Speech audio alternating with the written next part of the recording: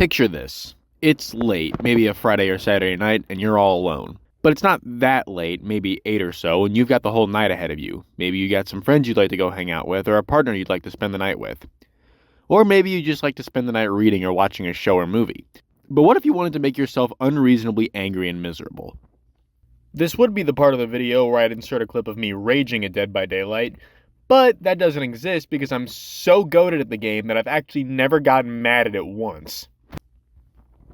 Dead by Daylight is a 9-year-old game I've had a curious relationship with. I've played it off and on and have recently gotten back into it on a friend's recommendation, and this time I've actually sold my soul and spent money on it. Contrary to the intro, I actually do find the game to be quite fun most of the time. Maybe it's just that I've achieved a higher form of enlightenment that has freed me from the perils of something as pointless as gamer rage. But the thing that always kept me curious about Dead by Daylight when I wasn't playing it were the numerous killers being added to the game every single year.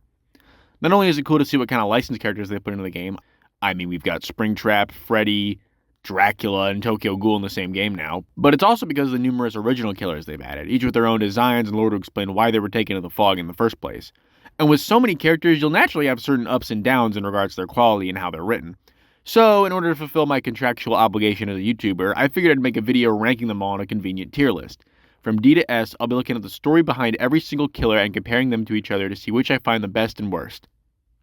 Okay, so 1, I'm only going to look at the original killers, no licensed one. This is because A, it's unfair to compare horror legends who, by nature of being here, are more compelling than one character in one season of one game.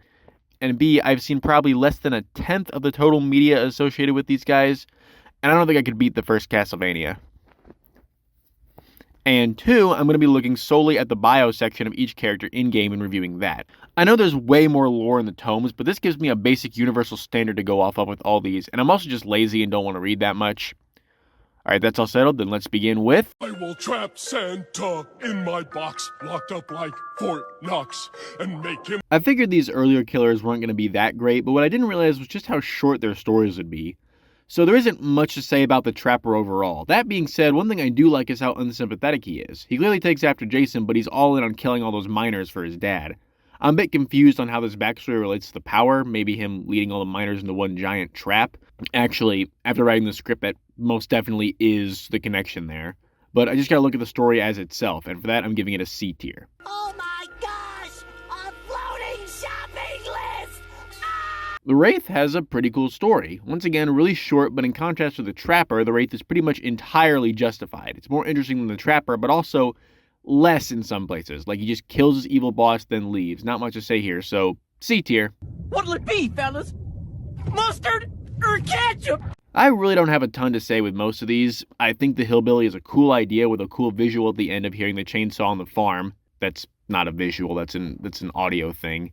But other than that, his bio doesn't give us a ton to go off of here. It's cool that he's kind of an inversion of Leatherface with his family hating him instead of loving him, but other than that, it just isn't super interesting. D tier. We can't leave patients on the sidewalk. Not to worry. Nurse! I'm on it. Okay, eventually we'll get out of these old ones, but again, not a lot from the nurse. These were like the first 4 killers, I believe, so it makes sense why they aren't as in-depth as the other ones, but I think keeping them in here just goes to show how far the stories will come later on. D tier. What? What are they selling? Chocolates! What? Okay, the Hag gets closer to what a lot of other Dead by Daylight killers would become in the future, condensing big ideas into one singular character. That being said, while it's more interesting than the others, it doesn't expand on these ideas as much. I wish we got more on the mystical side of her character, but because of that, I gotta place her in C tier. Well, Mr. Squarepants, it seems you have the suds. The only thing I have in my notes for this guy is this dude is evil, and it really is a breath of fresh air so far. All the other killers were at least somewhat sympathetic, even just a little bit, but the Doctor is fucking evil. That being said, while his lore paints a more interesting picture, I can't exactly place him that much higher because, again, there's just not a lot for me to go off of. So he's another C tier. And he is, in fact, our last C tier, as after this is where I think Dead by Daylight really hits its stride with killers, starting off with... Hello? I love you. Yeah, there's a reason people like her. And it's, okay, well, it is that, but it's not just that. The Huntress not only feels like a really distinct and unique killer, but her lore is cool overall. She manages to successfully feel sympathetic through losing her mother and wanting children, but also causes extreme amounts of pain by kidnapping girls to do so. I think her turn to killing people is a bit quick, but that's my only complaint. Her motivation is cool, and I love how it really feels like the origin of a fairy tale. The idea of a wild woman stalking the woods, slaughtering soldiers and kidnapping young girls to be her daughters is really cool. A tier. That's right, keep moving! Except you stay. Another banger from Behavior right here.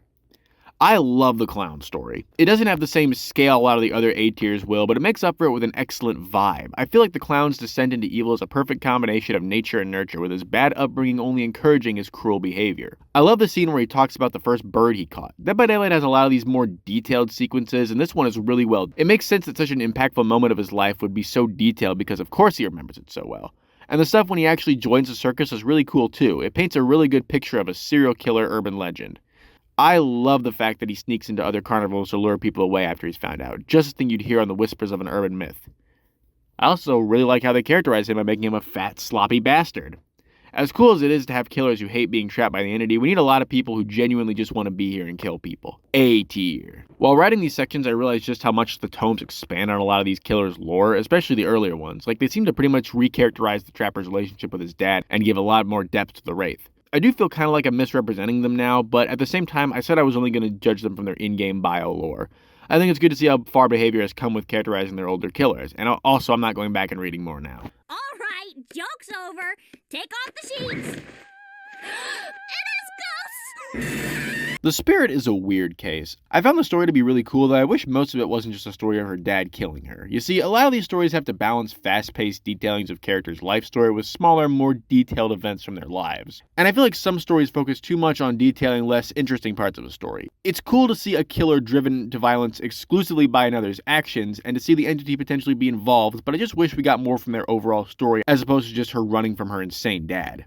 B tier. That took way too long. Welcome to our club! Welcome to our club! Welcome Squidward! Welcome Squidward! Welcome Squidward! Welcome Squidward! Welcome Squidward! The Legion is interesting. I feel like we could have gotten more time with them as actual killers before being taken by the fog, as opposed to just going after one kill. I do like the idea of this whole unit of teens forming into a group like this, but I feel like it could have better sold the idea of a group with them. Though maybe that's the point, that they're just angry teens. Frank is obviously the most interesting one with how he manipulates the others, but I can't give it much credit overall.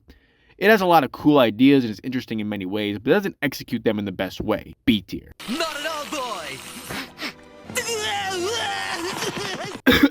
boy! Okay.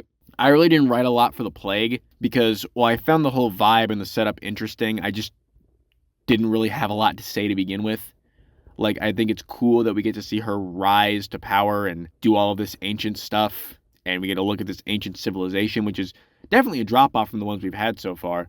But, like, after that, it just has a really anticlimactic ending. And maybe that's the point, honestly. Maybe it's supposed to have an anticlimactic ending, but I just didn't really enjoy it too much. But it has more interesting stuff than the other ones, than, like, the earlier ones, so I'm still giving it a B tier.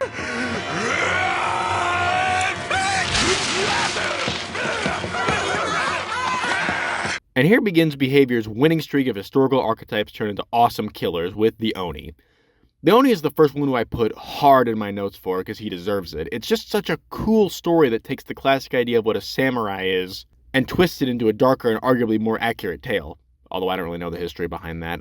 I love how Kazan is genuinely just on a murder streak from the beginning and how he hates that people call him Oni, something which he inevitably would end up becoming. I also think the story is really well paced, giving us a good mix of detailed stories while spanning a larger chapter of his life. Like his fight with his dad being the best example. And having him get killed by a mob of untrained farmers, the people he hated so much, is just such a cool way to end it. A tier. All right, Pinhead, your time is up.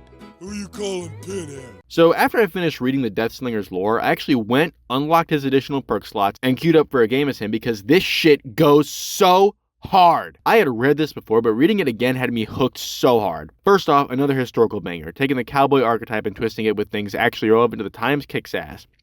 But Caleb is just such a cool character. He manages to be extremely sympathetic while also so cruel at the same time. And it manages to make him feel like a victim, but also someone truly ruthless enough for the trials.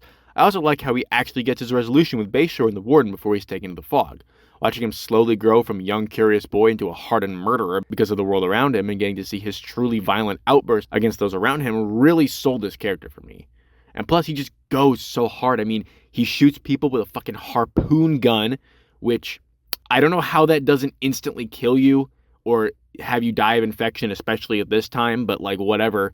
It's just so good on all fronts, which is why it's our first and thankfully not the last, definitive S tier. Good morning, flowers. Now, the Blight was a killer that I wasn't actually expecting to like. I figured it would be too wrapped up in deep Dead by Daylight lore to resonate, but to my surprise, I really liked his story. It's another historical banger, but not centered around a particular archetype like cowboy or samurai. I also really liked his characterization, the run-in with the flower giving him this fascination with chemicals and this genuine scientific intrigue present throughout his whole story. He also seems genuinely a bit remorseful of what happened to the soldiers, which would honestly make him pretty sympathetic if not for his experiments. It's also a great transition into the mystical aspects of the story, and I really like the ending. It's a bit weird why he's in the opium den, but that might be on purpose. I really love how he frantically scribbles his notes onto the wall, which allow him to escape. But only for them to just be insane repeated ramblings. A really cool way to end the story. A tier. 'Cause you and me, we're like brothers, only closer. The twins are cool. It's a neat concept for a killer, and I think the story does a good job selling this idea. I do wish we got some more characterization for them that wasn't just running from the cult, though. One thing that's also introduced is how the entity further manipulates the killers in entering the fog, and resurrecting Victor is a perfect way to do that. It's just a start of the many ways the entity stretches who is actually worthy of being a killer. Overall, the twins are nothing spectacular, but the story does a solid job of presenting them, and for that, I give them an A. When my tear ducts give issue, I can't use just any tissue. I need four-ply when I cry. Huh. I'm glad we went back to another modern killer with the Trickster, but also took it in a new direction. The idea of someone driven to killing through their own desire for stardom is a cool setup, and I really think it was generally played out here well. Ji-Woon isn't super interesting, but there are plenty of cool moments with the story, like how he killed his bandmates. I really like that. The fact that he makes his own music with his victims' screams is a bit goofy, but it's cool enough in its own way. And I do just kind of dig the vibe more that I think about it now. Another solid A tier. Well, first I draw this head, then I erased some of the more detailed features, and 1, 2, 3, a circle thingy. Okay, so the artist is weird. First, I'll say that I like the stuff she does in the art world, making these controversial pieces. Dead by Daylight goes into a lot of different areas for the origins of their killers, and it's cool to see them go at it from this angle. And I also like how what spurs her on is her brother dying in a relatively normal way. He just drowned because he wasn't being watched as a kid. However, I don't find Carmina herself to be super interesting as a character. What I mainly did find interesting is how hard the entity tried to get her to be a killer. The crows stopping her from killing herself were obviously the entity's influence, right? Otherwise she would have just died, but on top of that, the entity has its cult giving art to corrupt officials for some reason, and then just has them cut off all her limbs. Like, it fits, but with a lot of other killers, it feels like the entity didn't have to put in nearly as much work to make them a good fit for the trials. Just so we're clear, this isn't a bad thing, it's just weird, but also interesting. It's interesting to see how the entity takes different approaches to grooming people into being killers, as we've seen before. It just feels like Carmina took a lot more effort than we're used to. That, however, is the most interesting part of her origin. With that, I can't find too much else I enjoy about her, so I give her a spot on the top of B tier. Run for your lives, everyone! It's the appetizer! Take back what I just said, the Dredge is officially the most forced killer considering the entity just straight up made it. Like, if we take it all at face value, the entity just decided to make a whole killer from scratch, but did it in the hardest way possible. Hard as in like, this goes hard as fuck. Like, the idea of all these people tearing into each other only to have their bodies rise as this monster is really cool. I also like how the paranoia was used to form it, though I guess I wish it could have been written in a more interesting way overall. And a part of me also wishes that the Dredge wasn't an intentional creation, but rather a byproduct of the leader's insane control and way of thinking, like he created the very thing he was trying to avoid. And I do like this whole idea of this secluded island organization forming this being out of their own hubris. Overall, I gotta give the Dredge a B tier, but he's still pretty cool. Halt! Who goes there? Doth mine eyes betray me? 'Tis the nefarious dark night. Okay, who does behavior higher to write these historical ones because they all hit hard as fuck. The Knight isn't as good as the Deathslinger, but it does earn the moniker of hard in my notes. One problem I do have is that with how much his gang is emphasized as important to him, I really wish we got more of them in the story. They're his best friends, yet we don't know a ton about them. But other than that, this is gas. Taros is very compelling and has given multiple motivations that really flesh out why he does what he does. Except the stealing of the stone, that was a bit of a heel turn. But he loves his friends, hates the moral codes falsely upheld, and chases after that sublime feeling from his childhood. This is also a really cool way of introducing the entity into the story, by having it plant a seed in his mind from such a young age, like it saw the potential in him. And it's from that young age that we get to see his very cool life story. What can I say? I like watching kids grow into hardened warriors in mercenary camps and build big-ass swords. Not in real life, by the way. A tier. Sure. Power's all in the costume. Why else would we run around in colored undies? I was not expecting to like the Skull Merchant when I first started reading her lore, partially because she didn't really have a set thing for her. Behavior has made killers to fit certain niches and archetypes before, but she doesn't really fit into any of them. She has to carry herself based on her own character, and surprisingly enough, she actually does it pretty well. It has this weird contrast between the reality of all the white-collar crimes she commits with the fact that she pretends to be the character from her dad's manga. It gives her a lot of personality as the earlier parts of her upbringing. I love her obsession with her dad's works and how she tries to pull meaning from them to inform her. Hence, her Skull Merchant persona. I also really enjoyed the detail of her stalking that guy home, only not to harm him at all. It feels like a more realistic way that someone would have a revelation like that. I think they managed to make an interesting character that doesn't really rely on selling you a certain archetype. Also, her literally trying to be a character from a manga makes sense why her costume looks like that. A tier. I mean in that it looks like something that's trying too hard to be edgy. Response, why don't you ask me later? What? So, here's the sci-fi killer. I'm glad Behavior tried this even if it came out honestly pretty mid. There's a lot of cool ideas here. I mean, I like the concept itself. A labor robot given intelligence by an otherworldly entity that attempts to surpass humanity by building itself a new body, only for that body to be imperfect in the trials, is really cool. My problem is I just think his motivation is really boring. All the Space Crystal did was make him hate humanity. And then we spend the whole rest of the chapter having him kill people in detail, which a lot of the kills are cool, but it goes back to the pacing issues. Like, it feels like we could have gotten a lot more detailing and exploration of his character. I guess I should say its character. But we just ended up getting nothing. I feel like you could even sell its manic hatred of humanity harder, but the story just doesn't. I'm still giving him a B tier because it's a far more interesting concept than the other killers. Man, Behavior isn't doing great with all these monstrous kills if you ask me. Wonder what they've got next.